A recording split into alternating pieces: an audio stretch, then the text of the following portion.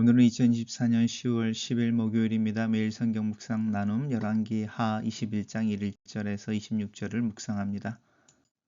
본문을 읽습니다. 므낫세가 왕이 될 때에 나이가 12세라 예루살렘에서 55년간 다스리니라. 그의 어머니의 이름은 헵시바더라. 므낫세가 여호와 보시기에 악을 행하여 여호와께서 이스라엘 자손 앞에서 쫓아내신 이방 사람의 가증한 일을 따라서 그의 아버지 히스기야가 헐어버린 산당들을 다시 세우며 이스라엘의 왕 아합의 행위를 따라 바알을 위하여 제단을 쌓으며 아세라 목상을 만들며 하늘의 1월 성신을 경배하여 섬기며 여호와께서 전에 이르시기를 내가 내 이름을 예루살렘에 두리라 하신 하나님의 성전에 제단들을 쌓고 또 여호와의 성전 두 마당에 하늘의 1월 성신을 위하여 제단들을 쌓고 또 자기 아들을 불 가운데로 지나가게 하며 점치며 사수를 행하며 신접한 자와 박수를 신임하여 여호와께서 보시기에 악을 많이 행하여 그 진노를 일으켰으며 또 자기가 만든 아로 새긴 아세라 목상을 성전에 세웠더라.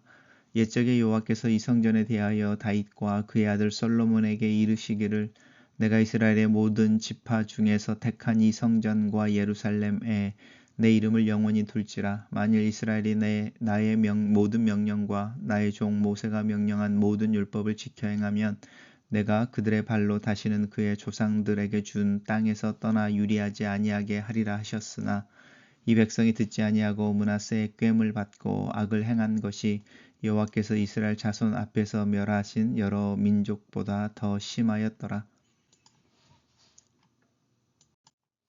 여호와께서 그의 종 모든 선지자들을 통하여 말씀하여 이르시되 유다 왕 므낫세가 이 가증한 일과 악을 행함이 그 전에 있던 아모리 사람들의 행위보다 더욱 심하였고 또 그들의 우상으로 유다를 범죄하게 하였도다. 그러므로 이스라엘의 하나님 여호와가 말하노니 내가 이제 예루살렘과 유다의 재앙을 내리니 듣는 자마다 두 귀가 울리리라. 내가 사마리아를 죄인 줄과 아합의 집을 다림 보던 추를 예루살렘에 베풀고 또 사람이 그릇을 씻어 엎음같이 예루살렘을 씻어 버릴지라. 내가 나의 기업에서 남은 자들을 버려 그들의 원수의 손에 넘긴즉 그들의 모든 원수에게 노략거리와 겁탈거리가 되리니 이는 애굽에서 나온 그의 조상 때부터 오늘까지 내가 보기에 악을 행하여 나의 진노를 일으켰음이니라 하셨더라.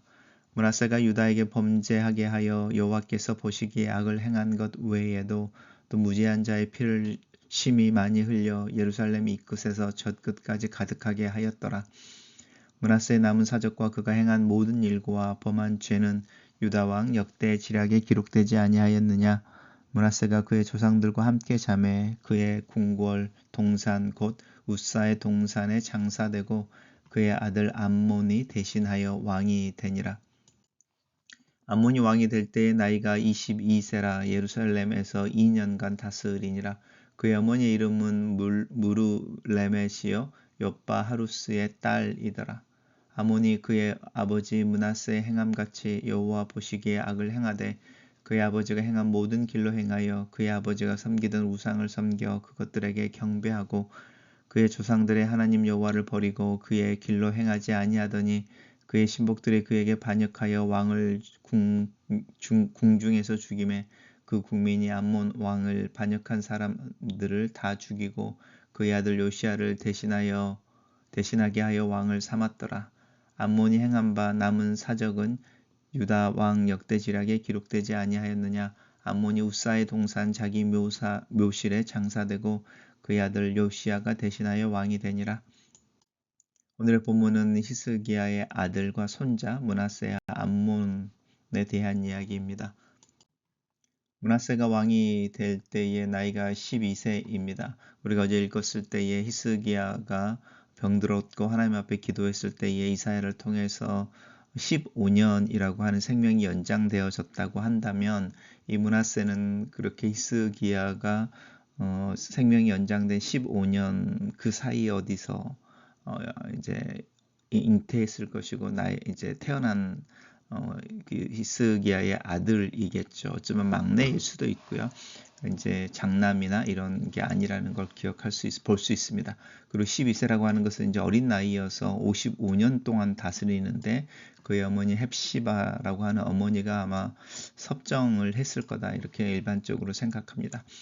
므낫세가 여호와 보시기에 악을 행하였다라는 게 이제 므낫세에 대한 평가입니다. 이제 악의 내용이 구체적으로 나오는데 여호와께서 이스라엘 자손에게 쫓아내신 이방 사람들의 가증한 일, 이것은 이제 우상 숭배인 거죠. 첫 번째가 이제 아버지 히스기야가 헐어버린 산당들을 다시 세웠다. 그리고 바알을 위하여 제단을 만들었고 아세라 목상들을 만들었다. 그리고 하늘에 있는 이렇게 해와 별, 달과 별들을 섬기게 했다라는 것이죠. 우상 숭배를 왕이 돼가지고요, 권장하고 자기가 맨 앞에 서서 그 일들을 행하고 있습니다. 더 이제 우리로 하여금 조금 더 이렇게 경악하게 하는 것은 뭐냐면 이런 우상 숭배의 제단을 하나님의 성전에 세우고 있다는 겁니다. 하나님의 성전에 제단들을 쌓는데 이 제단들이 우상 숭배의 제단들인 거죠.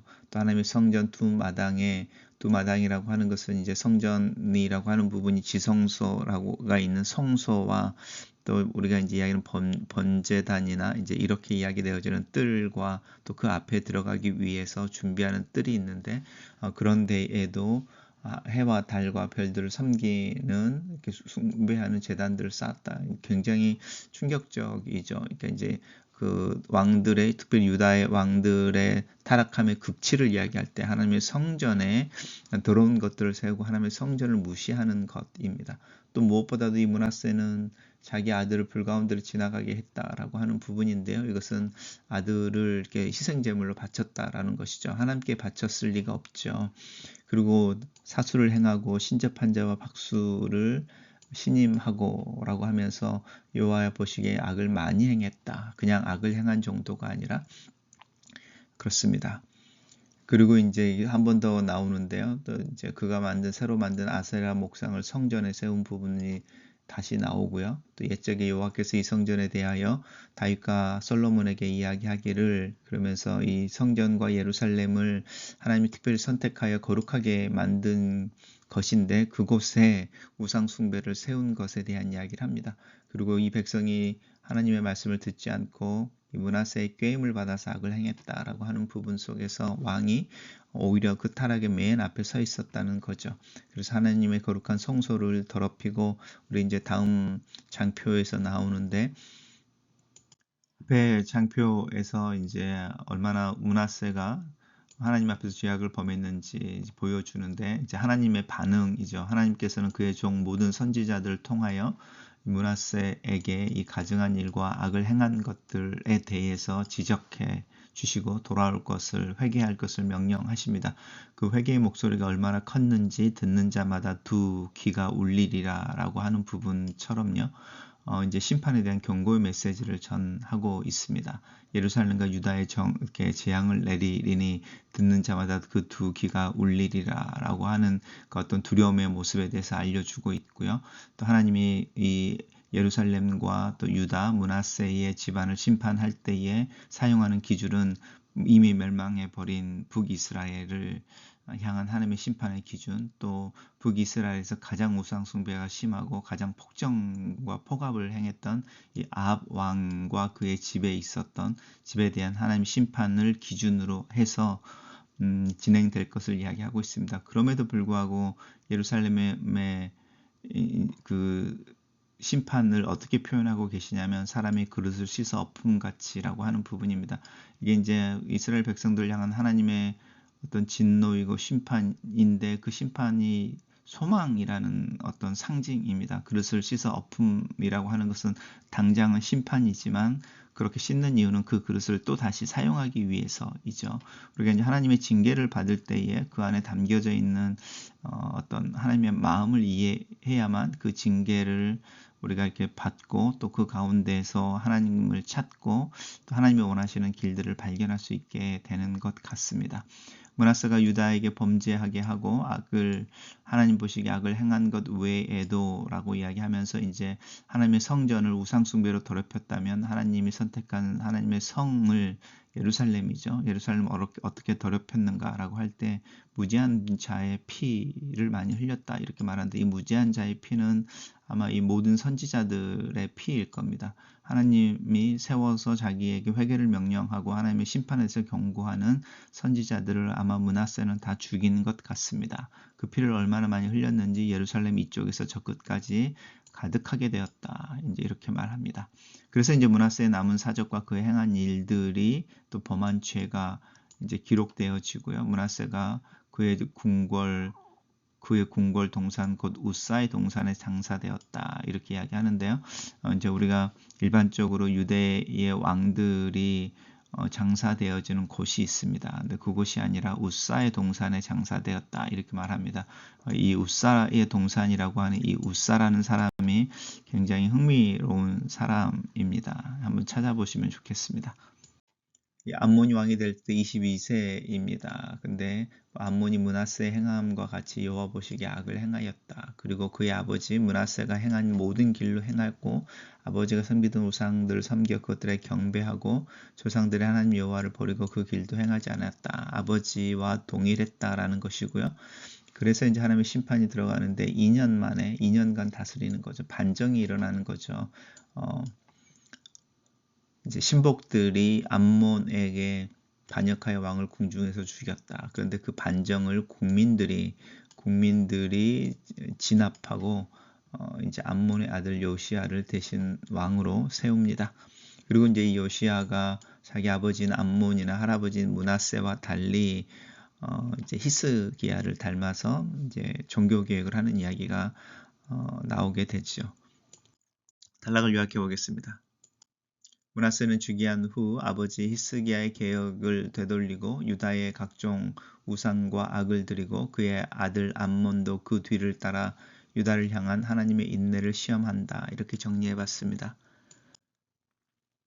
매일 성경 묵상 나눔입니다. 하나님은 우리를 위해 모든 방법을 동원하십니다. 마치 하나님의 인내심을 시험하듯이 므낫세의 악행은 점점 더 기행적으로 이어집니다. 그럼에도 불구하고 하나님은 당장에 유다를 심판하지는 않습니다. 유다를 회유하려 하여 그의 모든 종 선지자들을 총동원하여 말씀을 전하게 하시고, 심판에 대한 소문을 듣는 자들이 귀가 울릴 정도로 두려움을 느껴서라도 하나님께 돌아오기를 바라십니다. 자기 백성들을 구하겠다는 하나님의 의지는 적당한 수준에 머무르지 않고 그들을 살리기 위해서 할 수 있는 모든 방법을 동원하십니다. 심지어는 심판과 징벌도 우리의 구원을 이루기 위한 하나님의 방법입니다. 죄는 끝을 알 수 없을 만큼 확장됩니다. 유다에서 가장 긴 기간인 55년을 통치한 므낫세는 죄의 기간 중에 죄에 대한 통제력을 상실했습니다. 처음에는 이방 신들을 위한 산당을 세우는 일로 시작한 것이 바알과 아세라 숭배로 이어졌고, 이는 또다시 아수르 사람들이 즐겨하던 1월 성신 숭배로 이어졌으며, 후에는 인신 제사와 무속인들을 신임하는 데까지 이르릅니다. 작은 유혹으로부터 시작했을지라도 한번 물꼬를 터준 이상 죄는 멈추지 않고 달려가며 번져갑니다. 그 이후 적은 누룩이 온 덩이에 퍼지니라 라는 말씀처럼 죄는 끝내 통제력을 마비시켜 우리를 삼켜버리고 맙니다. 죄의 확산을 막으려면 죄의 침입을 처음부터 막아야 하고, 사소한 죄라도 회개하며 당장 도려낼 수 있어야 합니다. 하나님을 등진 사람의 종착지는 심판의 동산입니다. 전에 없던 악행으로 므낫세와 암몬은 여느 왕들과 달리 우사의 동산에 장사되었습니다. 여호와의 궤를 손으로 잡았다가 심판을 당한 우사처럼 이들은 자신의 손으로 성전을 훼손하였고, 하나님의 나라인 유다를 어지럽히기 때문에 다윗성에 장사되지 못하는 수모를 겪습니다. 한 영혼을 회유시키기 위하여 하나님은 가능한 모든 방법을 동원하십니다. 하지만 그 같은 은혜에도 불구하고 끝내 돌아오지 않는 사람은 결국 진노와 심판의 동산으로 보내진다는 사실을 잊지 맙시다. 글로 쓰는 기도입니다. 살아계신 하나님, 내 삶에 깊이 뿌리내리고 있는 죄의 문제를 하나님 앞에서 고민합니다. 어느 순간 과거로 돌아가 버리는 내 모습을 하나님 앞에 내어놓습니다. 하나님의 은혜와 긍휼을 구합니다. 내게 부어지는 하나님의 사랑과 오래 참으심의 무게는 느낄 수 있는 선한 마음을 무게를 느낄 수 있는 선한 마음을 만들어 주시기를 기도합니다. 내 삶 속에 하나님 안에서 누리는 자유와 기쁨, 관계의 친밀함이 내 존재에 대한 하나님의 긍정해 주심이 내게 실제가 되게 도와주시옵소서. 예수님 이름으로 기도합니다. 아멘.